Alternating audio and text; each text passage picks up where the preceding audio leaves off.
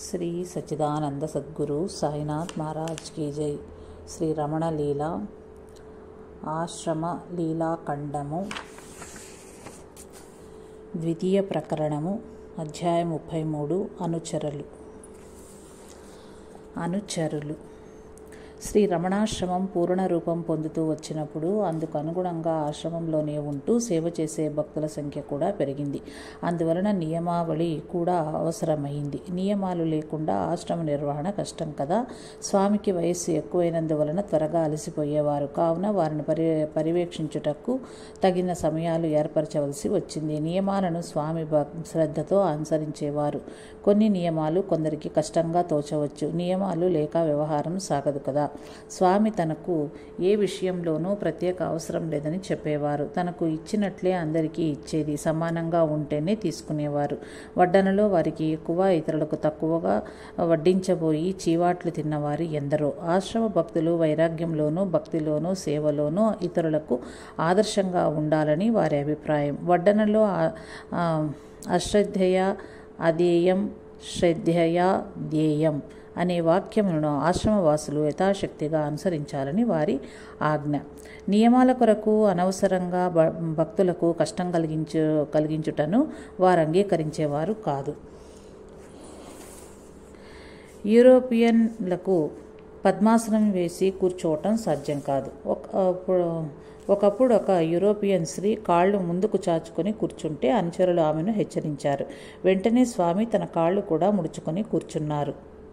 వారికి కీళ్ల నొప్పులు కావున వారు కాళ్ళు ముడుచుకోకూడదు. ఒకరికి ఏది నియమమో తనకు కూడా అదే నియమం అని అన్నారు. అప్పుడు అనుచరుడు ఆ స్త్రీని ఇష్టం వచ్చినట్లు కూర్చోమని చెప్పిన తర్వాతనే వారు కాళ్ళు చాపుకున్నారు. స్వామి అనుచర వర్గంలో పశువులు, పక్షులు కూడా కలవు. జనుల సంఖ్య ఎక్కువ అవటచ్చే కాబోలు అవి దూరమైనవి. వాటి వివరాలను కొద్దిగా చెప్పుకుందాం. లక్ష్మి, గోలక్ష్మి ఆశ్రమం వారి ఆడపడుచు. ఆకుకూరలో అవ్వయే లక్ష్మిగా జన్మించిందని చాలామంది భక్తుల విశ్వాసము. ఆమె ఆశ్రమానికి కుమార్తెగా తన అధికారం ప్రదర్శించేది. ఆశ్రమంలో తన ఇష్టానుసారం వేయు అధికారం ఆమెకే కలదు. శిష్యులు ఏమరపాటుగా ఉంటే ఆమె కూరగాయల పాదుల్లోకి వెళ్ళి వాటిని తినుచు శిష్యులు ఆమె మీద కోపగించినచో వాటిని కంచెవేయని దోషం మీదే, మరి ఆమెను ఎందుకంటారు అని మహర్షి శిష్యుల్ని ప్రశ్నిస్తారు. ఆ సమయంలో గోలక్ష్మి ఏమీ ఎరుగని దానివలే హాల్లోకి వచ్చి మహర్షి చెంత చేరి కూర్చుంటుండేది. దానితో ఆమెను ఏమీ అన్నుటకు శిష్యులు సాహసించరు. లక్ష్మి నిపుణురాలు. ఆహార పలహార వేళల్లో ఆమెకు చక్కగా తెలుసు. ఆమె ఆకలి తీర్చకుండా ఎవరూ తమ ఆకలి తీర్చుకుని రాదు. వేసవి కాలంలో ఆమె వచ్చేటప్పటికీ ఆమెకు చల్లని నీరు దాహశాంతికై సిద్ధంగా ఉంచుతారు. స్వామి తన స్వంత చేతులతో ఆమెకు పళ్ళు పెడతారు. కళ్ళు మూసుకొని ఆప్యాయంగా భక్షించు ఆమె శోభను చూచి తీరాలి. ఈ ఆదరణకు ప్రతిగా ఆమె తన కరకు నాలికతో మహర్షి శరీరాన్ని నాకి ఎర్రగా వచ్చినట్లు చేసేది. స్వామి ఓర్పు వహిస్తారు. లక్ష్మి మిక్కిలి కొంటది. హాలులోనే మలమూత్రాలను విసర్జించును. కొత్త వారికి దగ్గరికి వెళ్ళినప్పుడు వారు భయపడి గంగడోలను నిమిరి కొత్తవారికి దగ్గరికి వెళ్ళినప్పుడు వారు భయపడక గంగడోలను నిమిరి కండూతి నివృత్తి చేసినచో వారికి ఆమె స్నేహితురాలగును. పర్వదినాలలో, ఉత్సవ సమయాలలో ఆమెను శరీరమంతా తోమి స్నానం చేయించి ముఖమునకు పసుపు రాసి కుంకుమ పెట్టి మెడలో కొమ్ములకు పుష్పమాలలు వేసి అలంకరించగా తన అలంకరణను మహర్షికి చూపించుటకు వారి దగ్గరకు వెళ్ళును. ప్రతి నిత్యము మహర్షిని చూచి వీడ్కోలు చెప్పకుండా ఆమె గోశాలకు వెళ్ళదు. అప్పుడప్పుడు ఎవరి దగ్గరైనా అరటిపళ్ళు ఉంటే స్వతంత్రంగా లాక్కొని పోవును. కొన్నిసార్లు ఏ పూర్వజన్మ స్మృతులు గుర్తుకొచ్చినా ఆమె మహర్షి వద్ద కూర్చుని కంట్లో నీరు తెచ్చుకొనగా మహర్షి ఆమెను ఓదార్చగా ఆమె చిన్న అడుగులతో గోశాలకు వెళ్ళును. లక్ష్మి కొంతకాలం మహర్షి జయంతి కాలంలో కానీ లేక వారి జన్మ నక్షత్రంలో కానీ బిడ్డలను కనెడిది. ఇది విచిత్రంగా ఉండేది. ఆ సంతతియే ఇప్పుడు ఆశ్రమంలో ఉంది. లక్ష్మి తన ప్రాముఖ్యం పరులు పాలగుట కొంచెం కూడా సహించని అభిమానవతి. కొండ అరటిపండ్లు ఉన్నప్పుడు వేరే అరటిపళ్ళను తాకదు. గోశాల ప్రవేశ ముహూర్తానికి అరగంట ముందే లక్ష్మి హాల్ దగ్గరకు వచ్చింది. ఎవరు పొమ్మన్నను పోలేదు. మహర్షి, ఆమె తన ఇంటికి నన్ను తీసుకువెళ్ళటానికి వచ్చింది, మీరేమో ఆమెను పొమ్మంటున్నారేమిటి అన్నారు. ముహూర్త కాలానికి స్వామి గోశాలకు వెళ్ళుటకు లేవగా ముందు దారి చూపుచూ లక్ష్మి నడుస్తుండగా గోశాలకు వెళ్ళుటకు నడుస్తుండగా అందరూ అనుసరించారు. గోలక్ష్మి సమాధి ఆశ్రమంలోనే కలదు. ప్రతి శుక్రవారము లక్ష్మి సమాధి దగ్గర పూజలు జరుగుతాయి. వల్లి, జింక. ఆ ఊరిలో అగ్గిపెట్టెలు తయారు చేయ ఒక శాస్త్రజ్ఞుడు ఆశ్రమానికి ఈ జింకను కానుకగా ఇచ్చాడు. వల్లి దత్తపుత్రిక కాబట్టి అల్లారు ముద్దుగా పెరుగుతూ ఉండేది.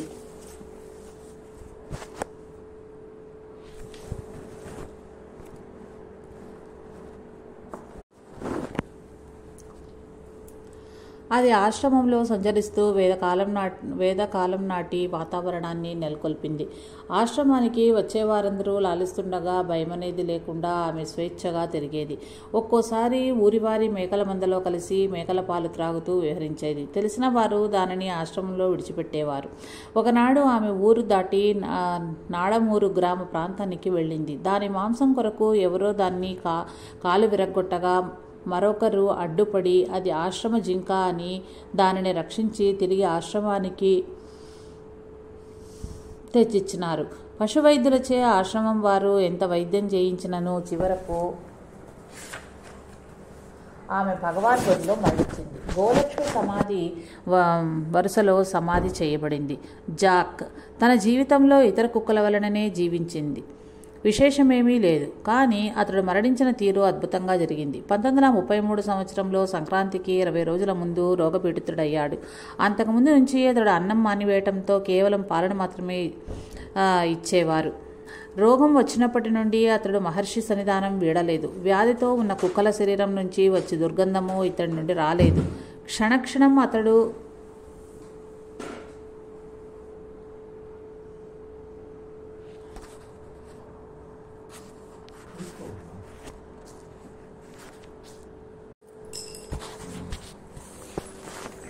ఉత్తరాయణ పుణ్యకాలం వరకు వేచి ఉన్న భీష్ముని వలె వేచి ఉండి ఆ రాత్రి వేకుజామున అనాయాసంగా మరణించాడు. మహర్షి కూడా ఇతడు మరణంలో పరమయోగి అయిన ఆ భారత వీరుని గుర్తుకు తెచ్చుకున్నారు. ఇతడు మరణంలో పరమయోగి అయిన ఆ భారత వీరుని గుర్తుకు తెచ్చాడన్నారు. గోలక్ష్మి సమాధి వరుసలోనే ఇతన్ని సమాధి చేశారు. ఇతనితో ఆశ్రమంలో కమల సంతతి అంతరించిపోయింది. ఆశ్రమంలో కొంతకాలం ఉడతల హడావుడి ఎక్కువగా ఉండేది. అవి స్వామిపై ప్రాకుతూ ఉండేవి. వాటికి స్వామి వేరుశనగపప్పు, జీడిపప్పు పలహారంగా పెట్టేవారు. ఒకరోజు ఒక ఉడత తనకు స్వామి స్వయంగా చేతికి అందివ్వలేదని స్వామి వేలు కొరుకున్నంత స్వేచ్ఛను ప్రదర్శించింది. అదేవిధంగా 1945 సెప్టెంబర్లో ఒక భక్తుడు 2 పావురాలను తెచ్చి స్వామికి సమర్పించాడు. వద్దన్నా వినకుండా స్వామి బడిలో విడిచిపెట్టాడు. వాటిని స్వామి వాత్సల్యంతో నిమురుతూ ఉంటే అవి 2 కన్నులు మూసుకుని సమాధిలో ఉన్నట్లుండేవి. ఇదే విధంగా భాగవత దశమ స్కందంలో పక్షులు యోగులు కాబోలు నిన్ను సేవించుటకు వచ్చాయి అని కృష్ణుడు బలరామునితో అన్నారు. వాని పుణ్యమేమో ఆ కరస్పర్శ పొందుటకు. ఆ కాలంలోనే ఒకరు స్వామిని చూచేందుకు వస్తూ తనతో పాటు తాను పెంచుతున్న 2 చిరుత పిల్లులను తీసుకొనొచ్చారు. అతిథులకు వలె వాటికి పాలిచ్చారు. త్రాగి స్వామి సోఫా నెక్కి వారి కరస్పర్శ భాగ్యమునకు పొంది సోఫా అనుకుని నిద్రించేవి. ఒక భక్తుడు వాటిని అలాగే ఫోటో తీశాడు. స్వామి సర్వసత్వదమనుడు. అదేవిధంగా బరోడా మహారాణి పంపిన తెల్ల నెమలి ఆశ్రమంలో ఒక విచిత్రం. ఇప్పుడు ఆశ్రమంలో చాలా నెమళ్ళున్నాయి.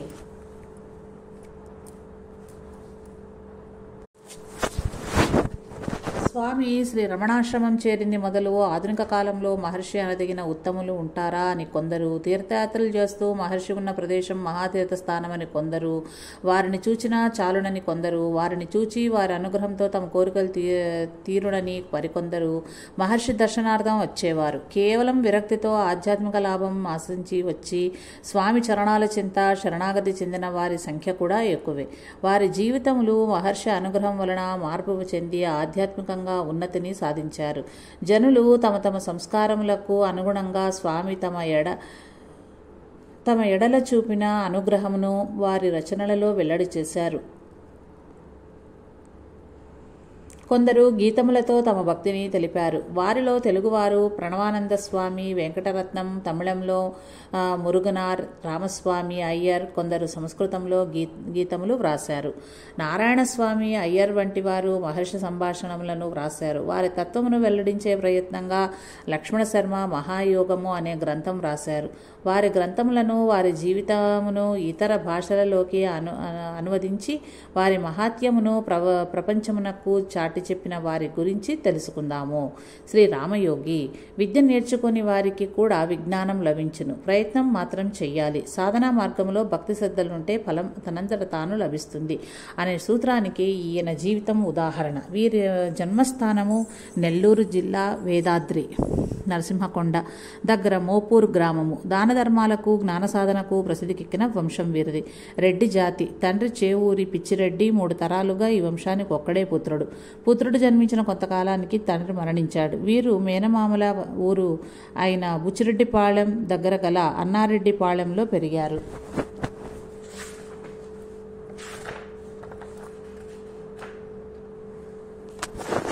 అన్నారెడ్డిపాళెంలో వీరి పేరుతోటి ఆశ్రమం ఇప్పుడు శ్రీ ప్రజ్ఞారణ్య స్వామి ఆధ్వర్యంలో నడుస్తున్నది. అక్కడ ధ్యానం మీద తరగతులు నిర్వహిస్తారు. వంశానికి ఒక్కడు, దానికి తోడు సంపన్నుడు. యవ్వనం వచ్చింది. కొంతకాలం భోగి రామయ్యగా విజృంభించిన సత్యసంధుడిగాను ధర్మపరాయణుడిగాను జీవించారు. చిన్నతనంతోనే రామనామ ప్రీతిచే వాల్మీకి వలె నేనెప్పుడు అవుతాను, కబీరు వలె ఎప్పుడు ఉంటాను అని వాంఛ ఆవేదన కలవు. కావున ధ్యానాన్ని మొదలుపెట్టారు. పూర్వపుణ్యం వలన వారికి 19 సంవత్సరాలు వచ్చేటప్పటికీ శ్రీ బ్రహ్మానంద తీర్థస్వామి వద్ద తారక మంత్ర ఉపదేశం పొందారు. రోజుకు 5000 మంత్ర జపం చేయమని గురువు ఆజ్ఞ. అనుక్షణము ఏమి చేస్తున్నా జపం కొనసాగించు దీక్ష శిష్యునిది. వైరాగ్యం తీవ్రంగా ఉండి అతడు కాశీకి వెళ్తుండగా దారిలో గురువు ఎదురై మీ అమ్మ ఆశీర్వాదం తీసుకున్నారా అని అడగగా నేను వెళ్తున్నాననే విషయం ఆమెకు చెప్పలేదని రామయ్య అన్నాడు. ఊర్లోని తోటలో ఏకాంతంగా జపం చేసుకుంటూ ఉండమని, తాను వచ్చి చూస్తానని ఆయనను మరలా వెనక్కు మరలించారు. జపానికి తోడు రామయోగి సాత్విక ఆహారం స్వీకరిస్తూ ప్రాణాయామాన్ని ఎవరి సహాయం లేకుండా ప్రారంభించారు. తీవ్ర సాధన వలన త్వరలోనే నాదబిందు కళాది అనుభవాలు కలిగాయి. కానీ అవి త్వరలోనే అణిగిపోయాయి. నాసికాగ్ర దృష్టిపై ధ్యానం చేస్తూ రాగా ఆ స్థానం నుండి జ్యోతిర్మయంగా స్వరచలనము బయలుదేరి నాసిక నుండి స్వరస్థానంలో లీనమైనట్లు తోచింది. అప్పటి వరకు కనిపించిన రామరూపము అదృశ్యమైంది. అన్ని వైపులా జ్యోతి సముద్రము, ఏ రూపమూ లేదు. ఇదేమిటి అని రామయ్య అని ఊరి పండితులను అడిగాడు. కానీ ఎవరూ చెప్పలేకపోయారు. శ్రీ బ్రహ్మానంద తీర్థులు అప్పటికి దివంగతులయ్యారు. తన సందేశాన్ని తీర్చేవారు లేకపోవటంతో తాను చిన్నతనంలో యాత్రకు వెళ్ళినప్పుడు చూచిన అరుణాచల మహర్షి గుర్తుకు వచ్చి అక్కడకు వెళ్ళి వారిని అడిగారు. మహర్షి సమాధిలో దృశ్యాలు చూచేవాడు చూడబడేది చూసే చూపు ఏకమవుతాయి అని ఆయన సందేహాన్ని తీర్చారు. అప్పటి నుంచి వారే తమకు గురువని నిశ్చయించుకుని చూతగుహంలో వారు చాలా కాలం తపస్సు చేశారు. ఆయన తరువాత అన్నారెడ్డిపాళెంకు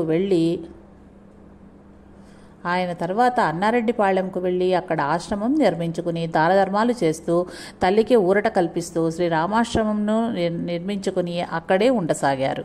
కొంతకాలం అన్నారెడ్డిపాళెంలోనూ కొంతకాలం శ్రీ రమణాశ్రమంలోనూ గురువుల దగ్గర ఉండేవారు.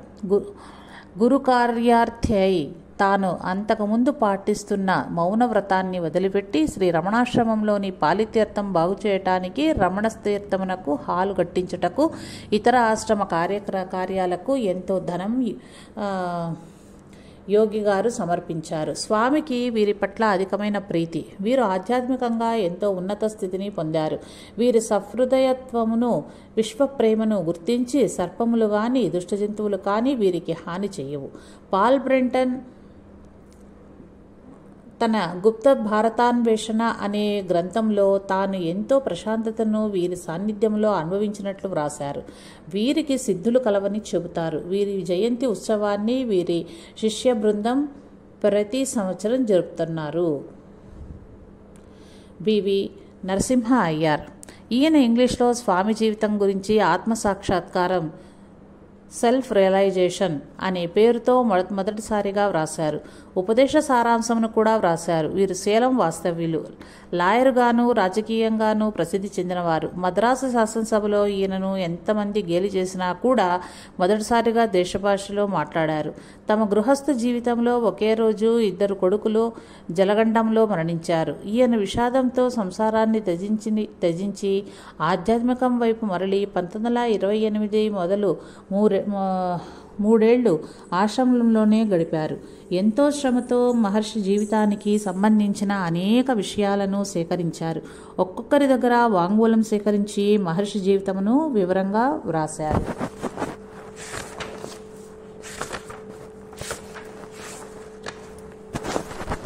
పాశ్చాత్య మనస్తత్వ శాస్త్ర పండితుడు, సంస్కృతమును వేదాంత వాంగ్మయమును దాటిపోయినవాడు.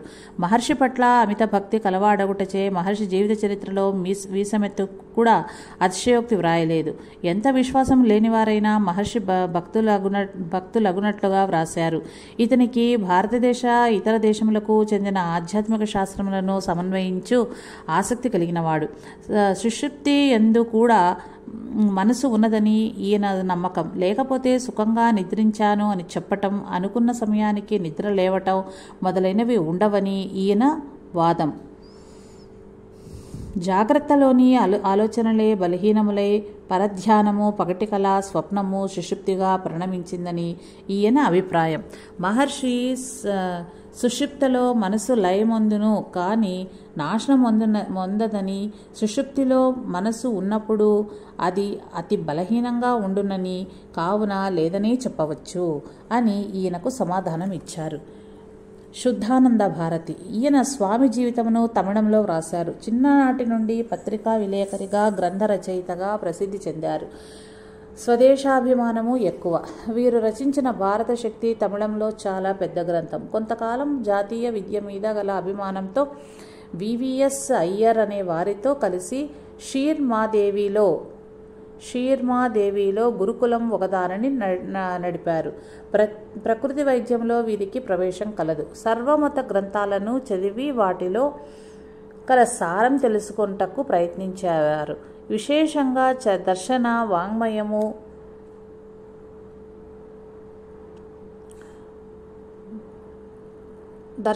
వాంగ్మయము షడ్దర్శనలను చదివారు. తమ ఉదారమైన ఉద్దేశ్యములను నిర్వహించుటకు శక్తి కావాలి కాబట్టి శక్తిని ఆరాధించుట కర్తవ్యము అని తలచుటచే ప్రాణాయామం అభ్యసించి నాద, కళ, లయ అనుభవాలను కొంతవరకు సాధించారు. మైసూరు దగ్గర గల శ్రావణబెళగొళ అనే జైన క్షేత్రంలో జైనమత వాంగ్మయం చదువుతుండగా రమణులను దర్శించుకున్న కోరిక ప్రబలైంది. అందుచేత వెంటనే అరుణాచలమునకు వచ్చి మహర్షిని దర్శించారు. మొదట స్వామి రూపం ఆయనకు కనిపించలేదు. ముందు విభూతిరుని, తర్వాత ఇదే జ్యోతిస్తంభంగా, ఆ తర్వాత అదే శివలింగంగా, చివరకు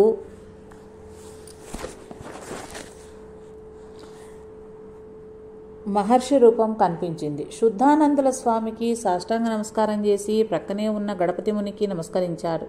మహర్షి గణపతితో భారత శక్తి కర్త అన్నారు. ఈ పొగడ్త భారతీయ ఆనందానికి కారణమయ్యింది. భోజనానికి ఉండుము అని మహర్షి చెప్పగా చిత్తం, నేను వచ్చినది ఆధ్యాత్మిక ఆహారం కోసం అని బదులిచ్చారు. భారతి ఏ ప్రశ్నలు ఇక వెయ్యలేదు. కేవలము దర్శనానందంలోనే మునిగిపోయారు.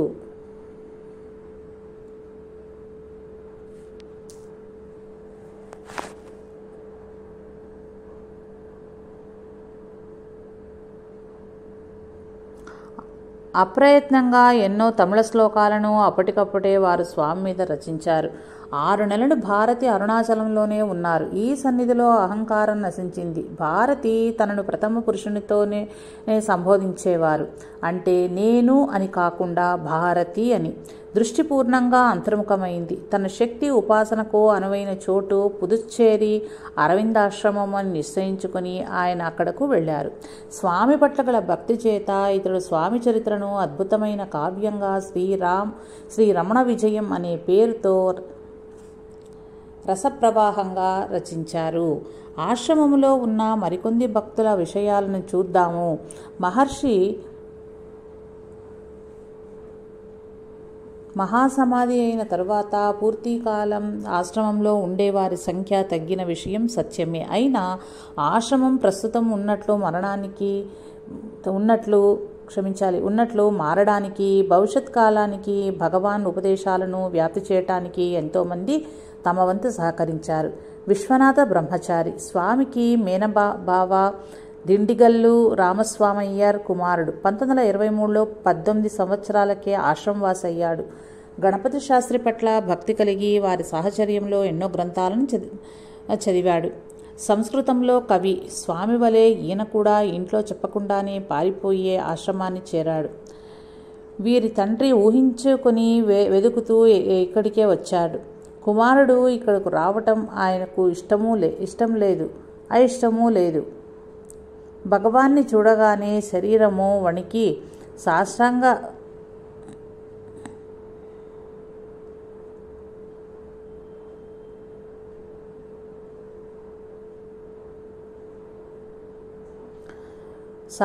దండ ప్రణామం చేశారు. తాను ఎరిగిన పాత వెంకటరామన్ ఎక్కడా కనిపించడే అని అడిగారు. దానికి భగవాన్ వాడు కనిపించకుండా పోయి చాలా కాలమైందిలే అని నవ్వుతూ అన్నారు. విశ్వనాథుని గురించి మాట్లాడుతూ వాడు పరిగెత్తి వచ్చేటప్పటికీ వాడికి సంస్కృతం వచ్చు, నాకు అది రాదు అన్నారు. మునగాల వెంకటరామయ్య గవర్నమెంట్ ఉద్యోగి, పెద్ద పదవిలో ఉన్నారు. తల్లివైపు అందరూ కర్మిష్ఠులు, తండ్రి వైపు అందరూ సన్యాసులు. ఈయన కూడా సన్యసించి రమణానంద సరస్వతి అనే పేరుతో వ్యవహరించారు. 1925 ప్రాంతంలో ఉద్యోగం పోయినప్పటి నుంచి ఈయన కుటుంబంలో పాటు రమణాశ్రమంలోనే ఉన్నారు. కుటుంబ కార్యాలేవైనా మహర్షిని అడగకుండా ఏమీ చెయ్యరు. ఒకసారి వెంకటరామయ్య గారు వీరి చివరి సంతానం హాలులో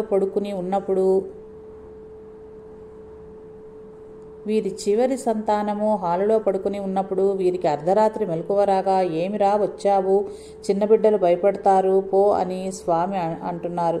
చూసేటప్పటికీ ఒక పెద్ద పాము బిడ్డల మధ్య నుండి కిటికీ గుండా తోటలోకి వెళ్తున్నది. ఈయన కుమార్తె కామాక్షి. ఈమెను ఆశ్రమ బాలిక అనవచ్చు. ఆమె భర్త రామచంద్ర కౌండిన్యుడు. స్వామి పట్ల అతిశయించిన భక్తి కలవాడు. సంస్కృతంలో నరేంద్ర కేసరి రచించిన శ్రీ రమణ లహరిని అనువదించాడు.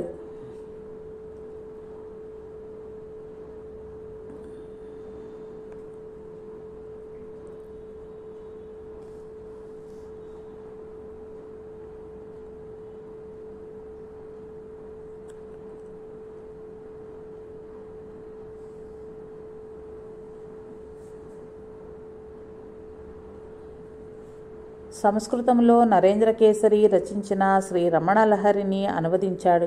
తాను కూడా రమణస్మరణ అనే గురుస్తుతి కావ్యం రచించాడు. వెంకటరామయ్య మహర్షి శిష్యులకు ఎంతో సేవ చేశాడు. స్వామి భాష తెలియని వారికి స్వామి వాక్కులను ఆయన అనువదించి చెప్పేవారు. ఈయన స్వామి సంభాషణను ఎప్పటికప్పుడు వ్రాసుకుని ఉండుటచే స్వామి ఉపదేశాలను మహర్షితో సంభాషణలు టాక్స్ విత్ మహర్షి అనే పేరుతో ఇంగ్లీష్లో రచించారు. ఈయన త్రిపుర రహస్యమును ఆంగ్లంలో అనువదించి ఉన్నారు. సుందరేష్ అయ్యర్ తిరువణ్ణామలై వాసి. 12 ఏళ్లకే స్వామి శిష్యునిగా గణపతి శాస్త్రితో పాటు చేరుకున్నారు. గణపతి శిష్యునిగా ఈయన మంత్రశాస్త్రమును అధ్యయనం చేశారు. ఆశ్రమం గురించి పత్రికలను వ్యాసములను వ్రాసి పంపేవాడు. ఆశ్రమ కార్యక్రమాలను శ్రద్ధగా నిర్వహించేవాడు. ఇంగ్లీషు, తమిళం, సంస్కృతాలలో చక్కని పాండిత్యం కలదు.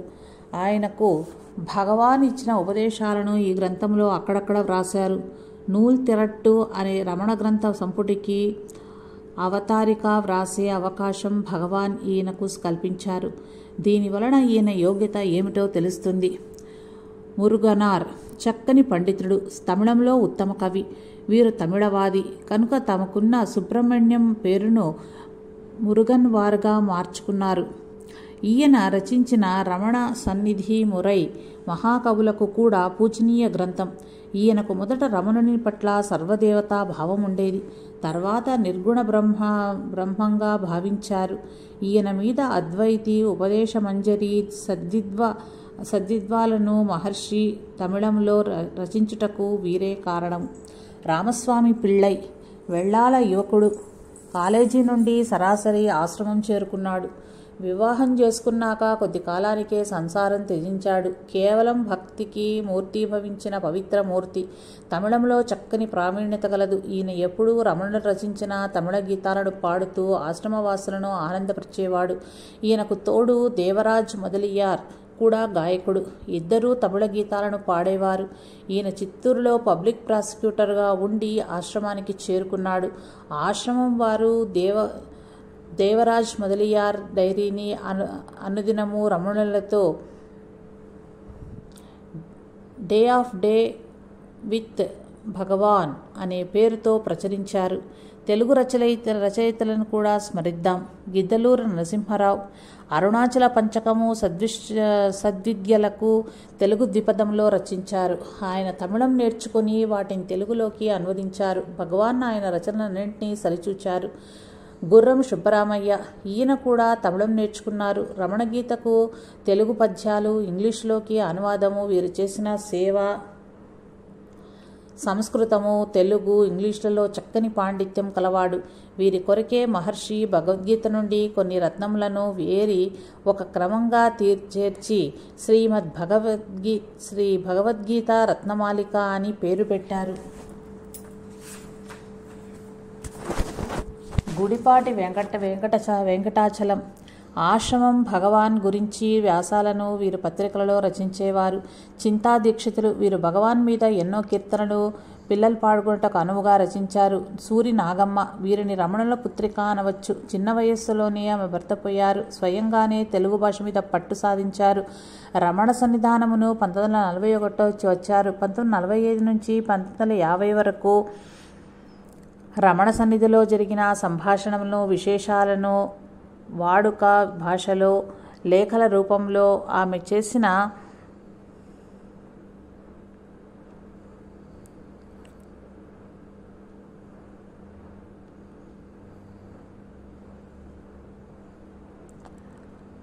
ఎక్కువ కాలం అరుణాచలంలోనే గడిపారు. ఆమె పట్ల స్వామి చూపిన వాత్సల్యము అద్భుతము. సూరి నాగమ్మ వీరిని రమణుల పుత్రిక అనవచ్చు. చిన్న వయస్సులోనే ఈమె భర్త పోయారు. స్వయంగానే తెలుగు భాష మీద పట్టు సాధించారు. రమణ సన్నిధానమును 1941లో వచ్చారు. 1945 నుంచి 1950 వరకు రమణ సన్నిధిలో జరిగిన సంభాషణలను, విశేషములను వాడుక భాషలో, లేఖల రూపంలో ఆమె వ్రాసిన శ్రీ రమణాశ్రమ లేఖలను రమణులు తదనంతరము బహిరంగపరిచారు. లేఖలలో ఉన్న విషయాలను తీరిక వేళల్లో భక్తజనులకు వివరించి చెప్పేవారు. ఎక్కువ కాలం అరుణాచలంలోనే గడిపారు.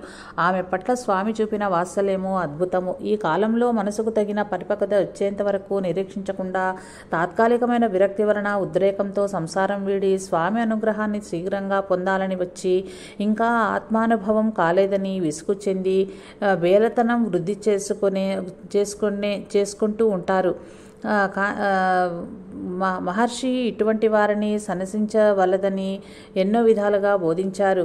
ఎక్కడకు వెళ్ళినా మనకు ఒక్కటే, అదే బాధ. కారణం ఆవిడలో కూడా ఉండేది. ఆ మనసే కదా అని చెప్పగా తాము ఎందుకు సన్యసించారు అని మహర్షిని అడిగారు. రాకుండా ఉండేందుకు నా వల్ల కాలేదు. అందరికీ ఒకటే మార్గం. ఎవరికి తెలుసు అది మహర్షి అన్నారు. చిత్తశుద్ధికి సంఘసేవ చేసి చిత్తం శుద్ధమైన తరువాత కాంతి కొరకు ఏకాంత ప్రదేశం చేరాలి.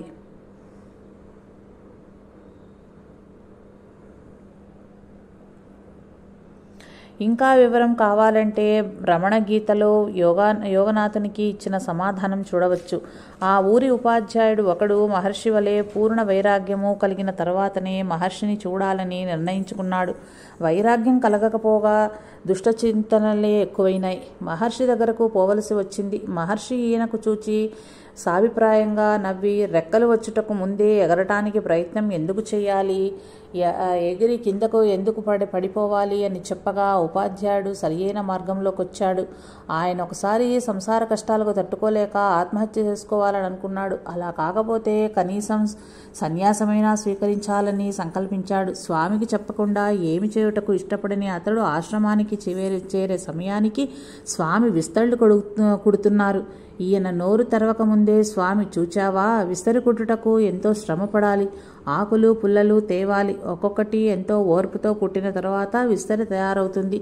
అప్పటికి కానీ అది ఉపయోగానికి రాదు. ఉపయోగించిన తర్వాతనే కదా దానిని పారవేయాలి అన్నారు.